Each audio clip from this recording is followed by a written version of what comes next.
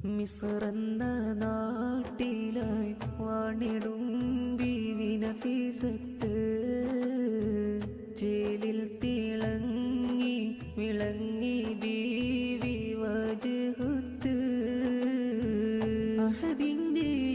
ഇഷ്കേറി തേടി ബീവി അലഞ്ഞല്ലോ രാപ്പകൽ റബ്ബിൻ സ്മരണയാലെ കഴിഞ്ഞല്ലോ ഖുർആനിൻ മാധുര്യം ബീവി നുകർന്നു അന്നാളിൽ